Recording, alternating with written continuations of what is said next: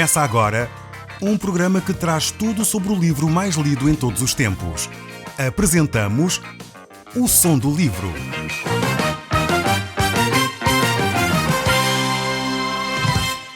Seja muito bem-vindo. Neste podcast vai encontrar o livro mais conhecido e lido em todo o mundo.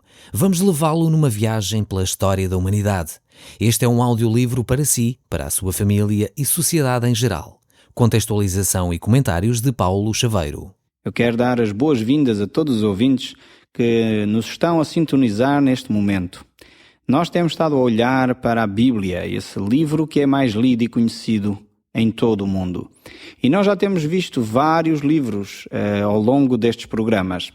E neste programa, O Som do Livro de hoje, nós iremos olhar para o livro do Êxodo, capítulo 2, e vamos começar este capítulo no verso 22. Se você tiver a sua Bíblia à mão, poderá então pegar nela e acompanhar conosco este tempo aqui para poder conhecer melhor aquilo que a Bíblia diz e quais os ensinamentos para si e para mim neste dia. Eu gostaria então de ler consigo a partir do verso 21, começando um pouquinho atrás, onde nós paramos no último programa. Nós vimos como Moisés, esta personagem que marcou a história da humanidade de uma forma impressionante, este vulto grande da história, viveu 40 anos no Egito. E ao fim de 40 anos, ele tentou fazer pelas suas próprias forças, tentou libertar então a nação de Israel. Isso não trouxe bom resultado. Ele teve de fugir e teve de sair então para o deserto. E encontramos Moisés então no deserto de Midian e vemos como ele vai encontrar as filhas de um sacerdote, o sacerdote de Midian. Vemos como esta personagem, Moisés, se vai relacionar então a partir de agora com este sacerdote de Midian, que é Jetro. Vemos então no verso 21 o seguinte: Moisés consentiu em morar com aquele homem, e ele deu a Moisés a sua filha Zípora, a qual deu à luz um filho, a quem ele chamou Gerson, porque disse: sou peregrino em terra estranha. Vemos como Moisés agora percebia em que situação se encontrava. Ele era um homem que estava a viver numa terra na qual ele próprio não tinha nascido, a qual ele não conhecia. Era uma terra estranha para ele. Por isso ele atribuiu ao seu filho Gerson exatamente este nome, que significa exatamente isso. É um memorial que Moisés tinha para se lembrar que ele neste momento estava a viver um período difícil na sua vida. Nós temos que recordar que a vida de Moisés é dividida, digamos assim, em três partes, em três grandes períodos. Os primeiros 40 anos em que ele vive no Egito, os segundos 40 anos em que ele vive junto a este sacerdote de Midian, no deserto, e os últimos 40 que ele vive a liderar o povo de Israel até chegarem à terra prometida. Moisés, certamente, enquanto viveu na corte do Egito, ele aprendeu grandes habilidades. Certamente ele foi treinado em todas as ciências do Egito. É provável que ele tivesse muito conhecimento na área de engenharia, química, nas áreas conhecidas da época, na própria medicina da época. Certamente ele teria conhecimento de todas estas questões.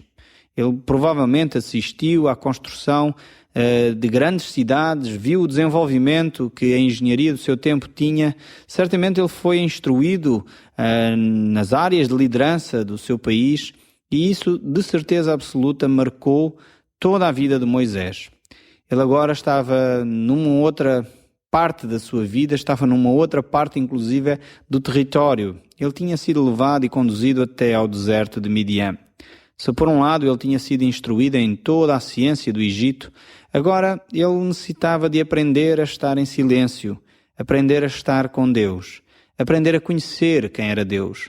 Por isso ele foi conduzido então ao deserto e teve esse encontro com este sacerdote de Midian. Vemos ainda o texto bíblico que nos diz que, decorridos muitos dias, morreu o rei do Egito.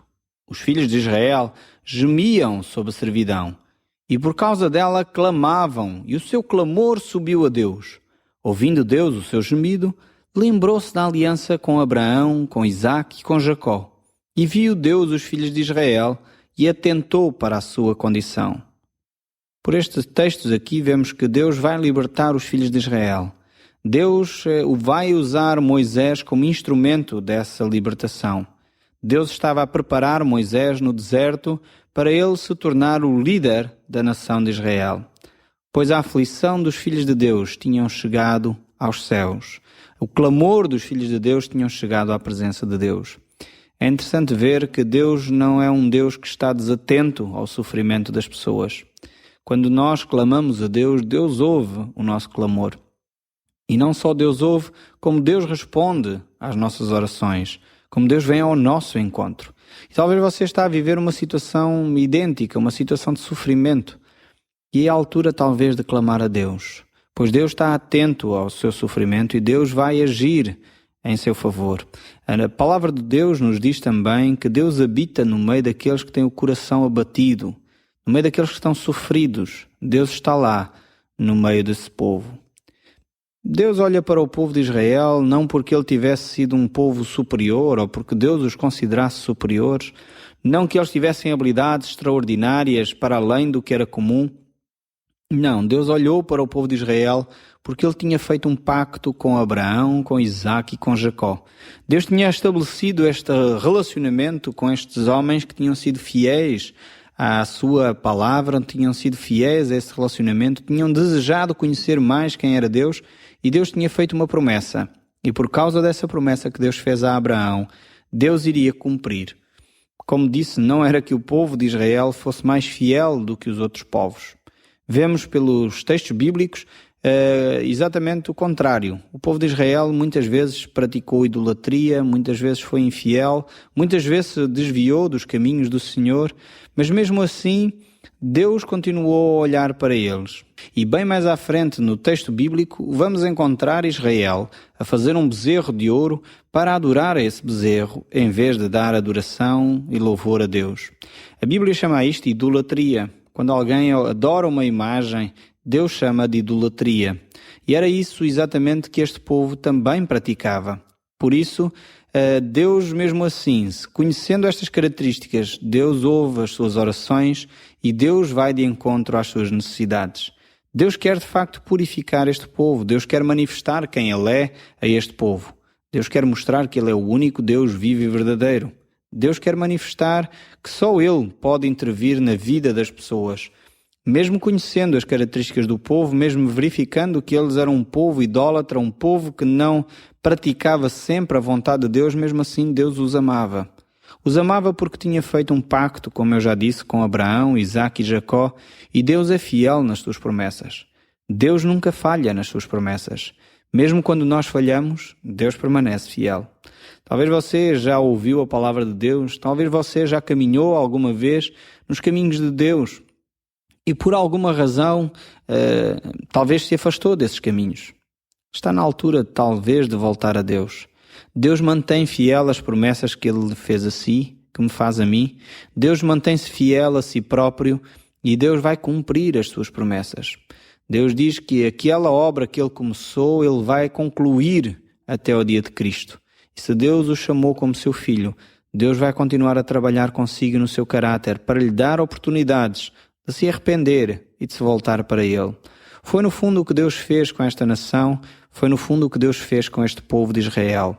Apesar das características que nós já vimos, Deus mesmo assim ouviu o seu clamor, mesmo assim ouviu o seu gemido e Deus se lembrou da aliança que tinha feito com Abraão, com Isaac e com Jacó. E viu Deus os filhos de Israel e atentou para a sua condição. Foi baseada nesta aliança, baseada na promessa de Deus, que Deus se voltou para o povo de Israel e utilizou então Moisés para retirar este povo da escravidão. O nosso Senhor Jesus Cristo fez exatamente a mesma coisa por nós. Mesmo quando nós não agíamos corretamente para com Deus, Deus enviou o seu Filho Jesus para nos salvar, para nos dar uma oportunidade válida de nos relacionarmos com Ele. Por isso a Bíblia nos diz em Romanos capítulo 3, sendo justificados gratuitamente por sua graça, mediante a redenção que há em Cristo Jesus. Este texto aqui tem várias palavras talvez difíceis, palavras até que nós não estamos habituados a usar no português diário, mas gastaríamos talvez muito tempo a explicá-las todas profundamente, mas eu creio que é compreensível o que o texto bíblico nos está aqui a querer dizer. Nós somos tornados justos de uma forma gratuita, por causa do amor de Deus e da graça, da bondade de Deus, e isso nos retirou da nossa condição. Foi Jesus Cristo que nos libertou da nossa condição para nos dar então essa liberdade. E quem fez isso, diz o texto de Romanos que nós acabámos de ler, que foi Jesus Cristo. É essa oferta que Deus dá a cada um de nós. É essa oferta que Deus lhe dá a si neste momento, de poder se relacionar com Deus, mesmo neste momento difícil que você está a viver, ou mesmo neste momento de alegria que você está a passar. Deus quer ter um relacionamento consigo. Deus quer partilhar consigo alegrias. Deus quer partilhar consigo a sua palavra. Deus quer lhe dar uma perspectiva de vida diferente. É por isso que Deus manifestou o seu amor em Cristo Jesus. Porque nós, de facto, não tínhamos muitas escolhas para fazer. Nós não tínhamos muita coisa para oferecer a Deus em troca. No entanto, o nosso Deus nos deu a oportunidade de nos relacionarmos com Ele. Romanos 7 dá-nos um outro texto interessante sobre esta perspectiva. Romanos 7, verso 18 diz assim: Eu sei que na minha carne não habita bem algum. Está o apóstolo Paulo a escrever e eu creio que ele representa muitos de nós. Eu creio que nós podemos se calhar dizer a mesma coisa. Na nossa carne, de vez em quando, não conseguimos fazer aquele bem que nós pretendíamos. Aquelas ideias boas que nós tínhamos que certamente iriam beneficiar os outros foram mal interpretadas e, de facto, na nossa carne não habita bem algum. Aquele bem que nós gostaríamos de fazer, esse não conseguimos fazer. O mal que não queremos fazer, esse a gente às vezes faz.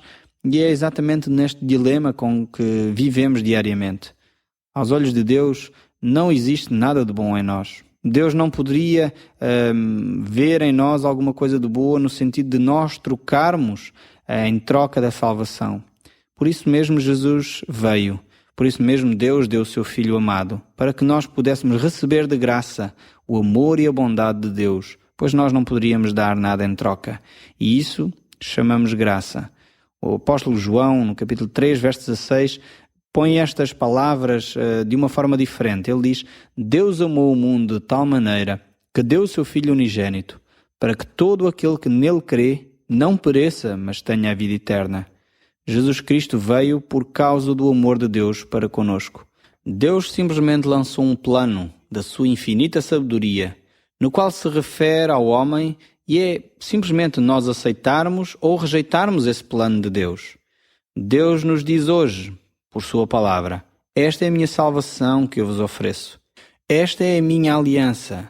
Quem crê em Cristo tem a vida eterna. Porém, quem rejeitá-lo está perdido. No fundo, este é o desafio que Deus lhe lança. Eu ouvi uma história de uma mãe cristã que durante muitos anos fazia trabalhos humildes para poder proporcionar ao seu filho uma formação universitária. Quando esse rapaz já estava praticamente formado, veio uma vez a casa passar uns dias de férias e a sua mãe estava ali a preparar o café e a conversar com o seu filho sobre a sua vida espiritual, sobre aquilo que era importante preservar nos seus valores fundamentais para o dia a dia.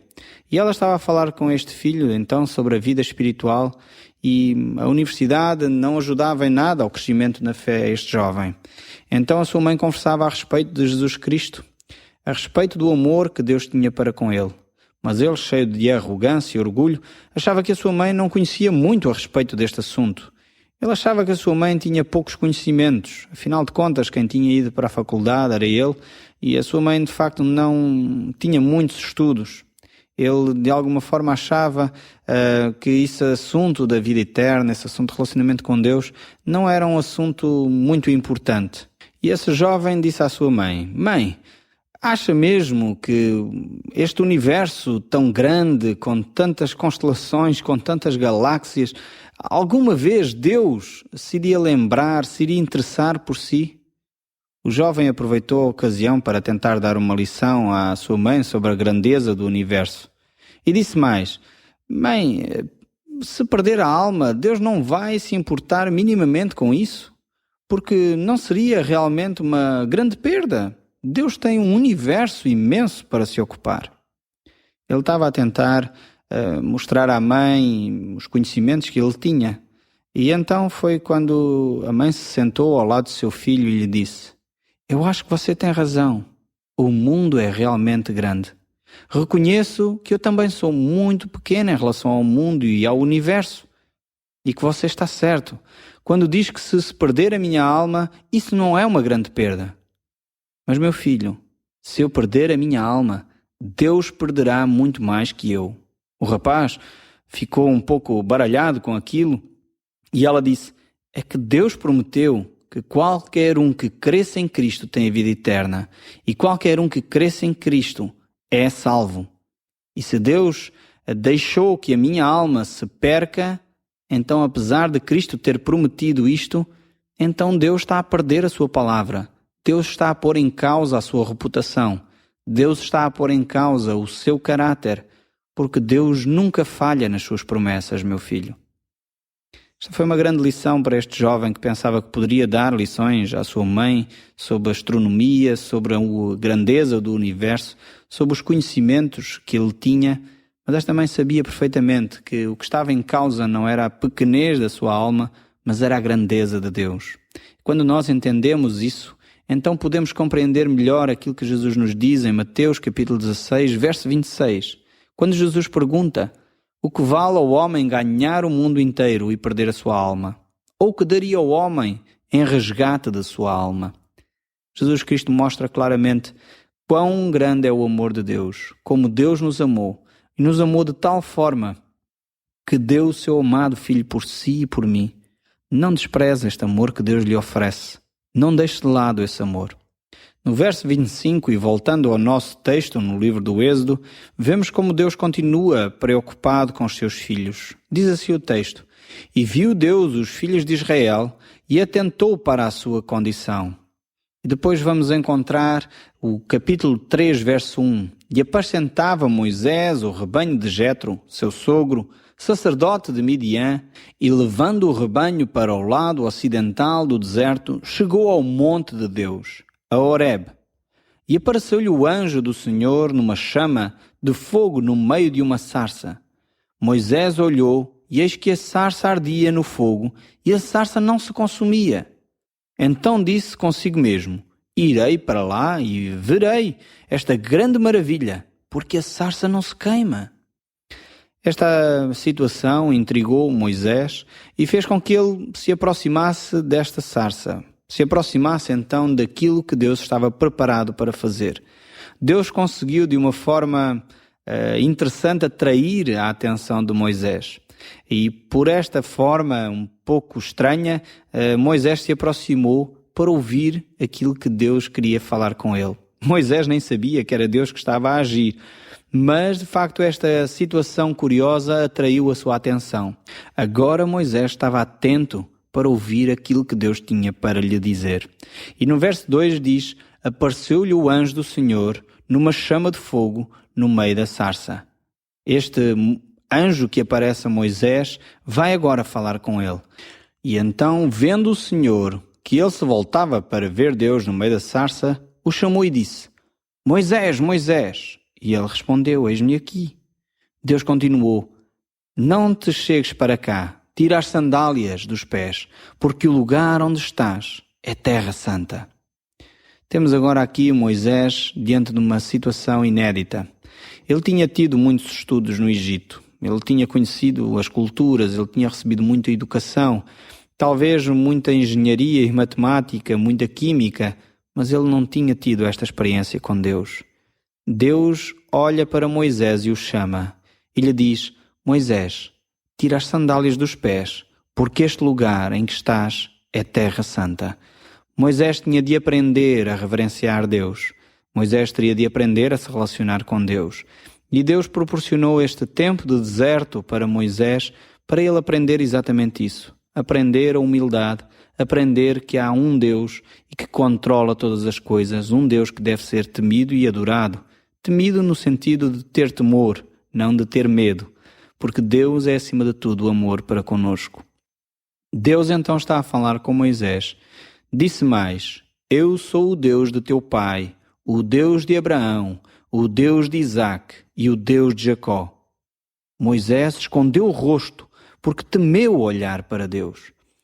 Vemos como diante desta situação, diante de Deus, Moisés percebe a sua pequenez.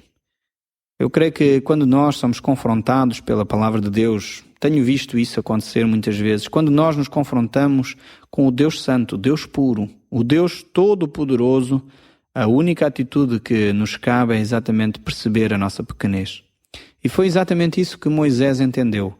Moisés sabia que estava diante do Deus Criador de todas as coisas. E ao entender isso, ele escondeu o seu rosto. No entanto, disse mais o Senhor: certamente vi a aflição do meu povo que está no Egito, e ouvi o seu clamor por causa dos seus executores. Conheço-lhes o sofrimento. Por isso desci a fim de livrá-los da mão dos egípcios, para fazê-los subir àquela terra, uma terra boa e ampla, terra que mana leite e mel. Deus vai cumprir a sua promessa. Deus ouviu a voz do povo. Deus ouviu o clamor que eles estavam a fazer. E agora Deus iria agir no sentido de libertar esta nação da escravidão. Deus tem feito isso pelos séculos. É só nós olharmos para a história e vermos como Deus intervém, como Deus age em favor daqueles que estão mais carenciados, daqueles que estão mais oprimidos. Deus não tem os seus olhos tapados. Deus não é como as imagens de escultura que não falam, não ouvem, não veem. Não, Deus é um Deus vivo, um Deus que intervém na história. Ele é o próprio Deus da história. E por isso Deus vai agir aqui, chamando alguém, como Moisés, para usar Moisés para libertar o seu povo. Moisés vai se tornar o grande líder da nação de Israel. E Deus queria usar então Moisés. Por isso vemos que o período da vida de Moisés, de 40 anos que ele viveu no deserto, não foi um tempo perdido, mas foi um tempo onde ele aprendeu a estar com Deus. Talvez você está a viver um período de deserto. Aprenda aquilo que Deus tem para lhe dizer. Deus certamente quer usar esse tempo de deserto para formar o seu caráter, formar a sua maneira de ser e de estar na vida. É isso que Deus fez com Moisés e é isso que Deus quer fazer com todos nós, tornar o nosso caráter um pouco mais semelhante ao de Jesus Cristo. Eu gostaria que nós pudéssemos continuar esta conversa e vamos certamente fazê-lo no próximo programa. Vamos ver como Moisés reage a esta atitude e a esta presença de Deus ali à sua frente. O que é que Moisés vai fazer? Isso é o que nós vamos ver no próximo programa. O Som do Livro, uma produção da Rádio Transmundial de Portugal.